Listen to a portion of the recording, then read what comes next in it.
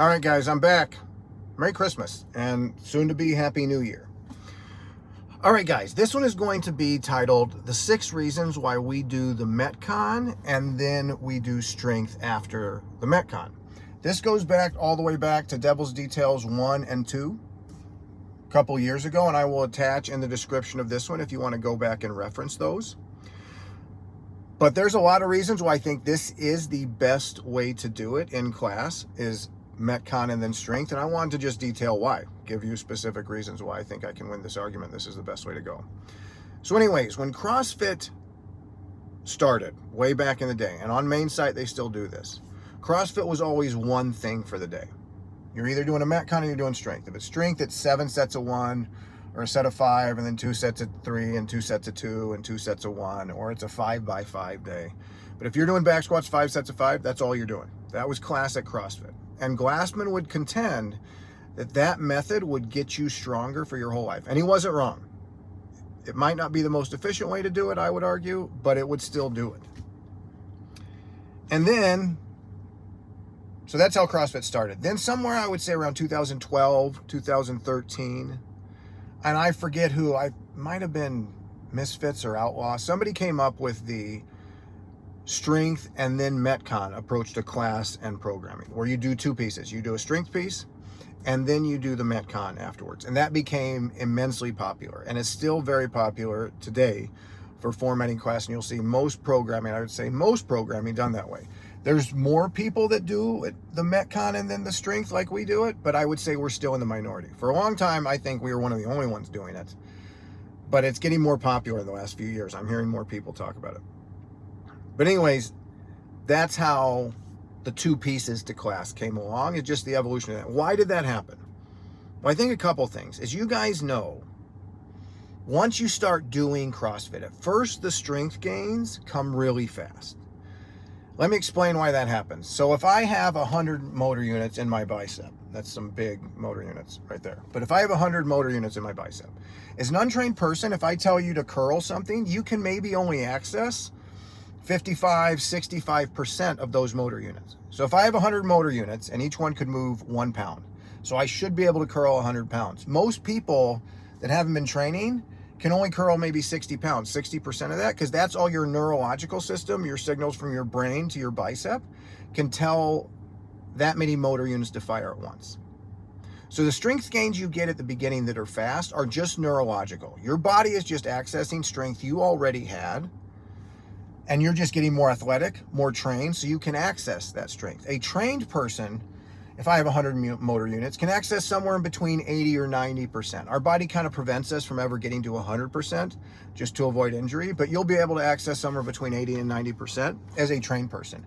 But once that happens, as we all know, strength takes the longest to get. We can build your metabolic conditioning, we can build your engine, we can build your flexibility, a lot of things. Strength is what everybody gets impatient on, because now that I've harnessed all the strength I have, building new strength takes a long time. And so this method came along because we want to focus on it more. We're impatient with the fact that when we just do one thing every day, we're not getting as strong as fast as we want to. Let's work strength more often every day and still get the Metcon in. So I think it was very well intentioned. The other reason would be you're building up the intensity so that that intensity can transfer to the Metcon. All right, now the weights are going to feel lighter. I've had to kind of focus to lift heavy. I can use that intensity into the Metcon. I'm here to tell you both of those reasons, while well-intentioned, are sincerely wrong. Or I would say at least not the best way to do it. They're just leaving meat on the bone when they do it that way. So I programmed that way for a long time too. When we opened in 2012, I programmed that way probably till 2017 or 18. And then after we opened in our current location, 127 Groveton Street, Janelle and Danny were working out a lot before the noon class, and they started reversing the order, where they do the Metcon for the day and then they do the strength portion afterwards. And I was watching them doing this, and there are a lot of reasons where I'm like, I like the way this is going. So then I started experimenting with it with myself. I usually work out at 7:30 on my own, so I started doing it. And that took only 2 or 3 weeks. And I'm like, yep, I'm switching to this method for everybody. And I'm going to detail the reasons why, but I was like, this is the better way to do it. And we've been doing that ever since. So what are the 6 reasons why Metcon plus strength, in that order, is the best way to do it? First, what is one of Dan's acronyms? We build FIRES. FRS, fatigue resistant strength. What are we doing in CrossFit? Are we trying to win a bodybuilding contest? No. Are we trying to win a powerlifting or Olympic lifting contest? No. Are we trying to win a marathon? No. We're trying to just be all around fit for life.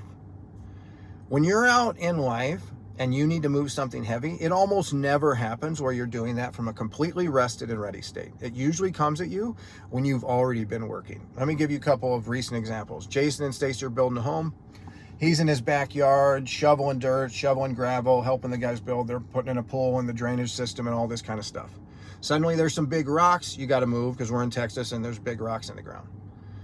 Suddenly Jason has to pick up these rocks. I'm sure he was thrilled to get the chance to do it, but he had to pick up those rocks in an already tired state because he'd already been working. And then another example, Nick. And Nick is 78 years old, 78 years young. He's at his girlfriend's house. They're moving stuff around in the garage and they've got to move a little mini fridge. And his girlfriend was like, hey, let me go get the dolly. And Nick's like, what the hell are you talking about? I can just pick this thing up and move it. So again, 78 years old, Nick wasn't just sitting there doing nothing and had to pick that up. They're already moving stuff around in the garage. And that's how it applies in real life, is in almost every case, when you have to move something heavy, you've already been working. So this is just in the spirit of real world strength. Doing the Metcon, then the strength, is going to apply to life. And let me say too, when you do it that way, if you ever do need to lift fresh, all the strength you're used to using when you're fatigued transfers to when you're rested. Great, plenty good. You know, back in the day when I was living in Meatham land, one of the guys' questions to each other is always, how much you bench? What I want to ask is, how much can you bench when your heart rate's at 145 beats a minute? Then we'll see. Because if you haven't been training that way, you may be able to bench 300 pounds. If I have you bench 300 pounds when you've just run an 800 and your heart's at 150 beats a minute, you're not going to be able to bench 100 pounds. Turn that around for someone that's used to training under fatigue. And so they can bench a lot when their heart rate's at 145. They can also bench a ton when they're fresh. So it transfers to, if you do it tired, it transfers to when you're fresh. If you do it when you're fresh, it does not transfer near as much to when you're tired. So again, real world strength. Number 2, neurological. So guys, our nervous system. So again, when I'm trying to fire all 100 motor units in my bicep, that is because my brain sends all these messages down my neurons to each one that's attached to each motor unit and tells it, fire, contract.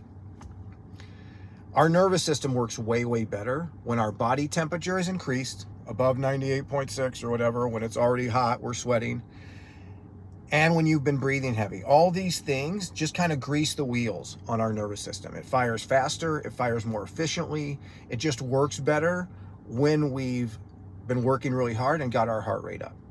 So you're more ready to lift heavy when you've done that Metcon, because now I'm loose. Now I've been moving explosively. Now I am sweaty, and now I get to apply that to the strength movement. My nervous system's ready to do that.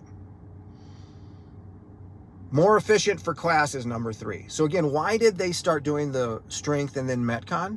Because they were like, in an hour, we can fit in more than just one thing.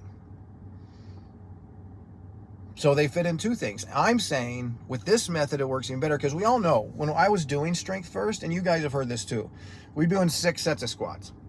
And everybody'd be like, I'm finally warmed up by the 5th set. I'd be like, yeah, me too. I'm finally feeling good by the 2nd to last set or last set. We've all had that feeling. Because again, your body needs to get ready to do it.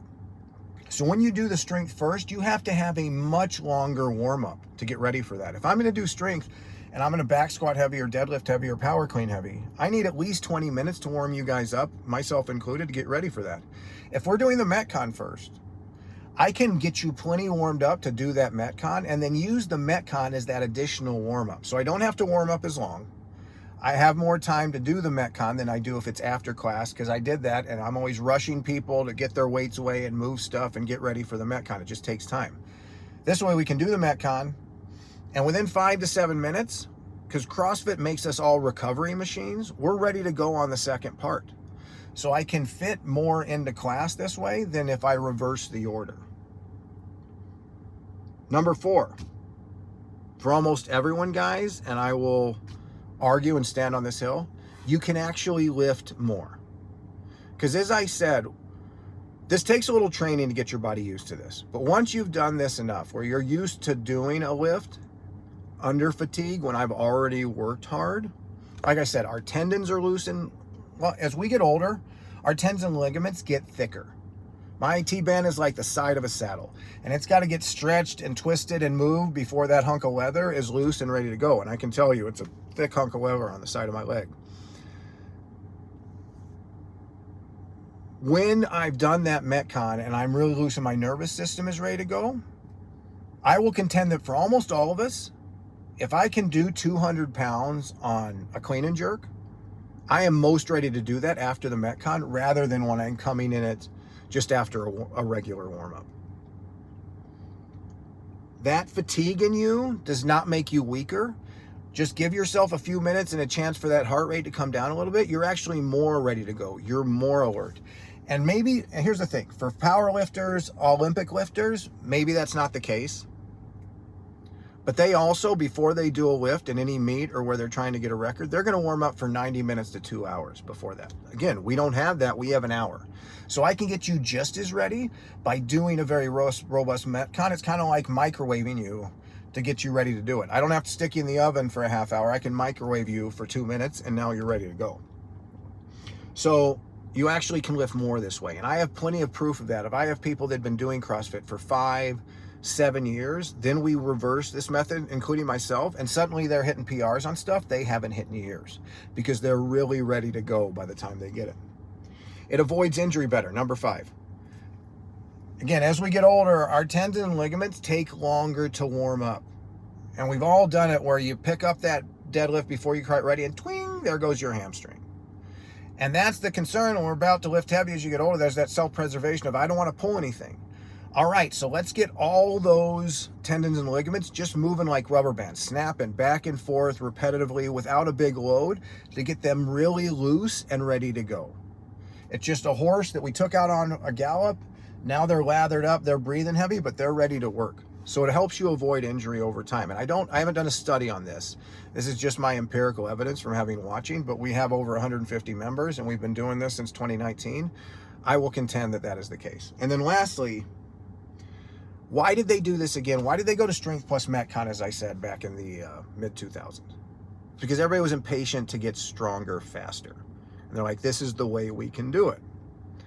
I will say that yes, Strength plus Metcon got you there faster than if you were just doing one thing in class. Metcon plus Strength, reverse the order, get you there even faster. So yes, that was a step in the right direction.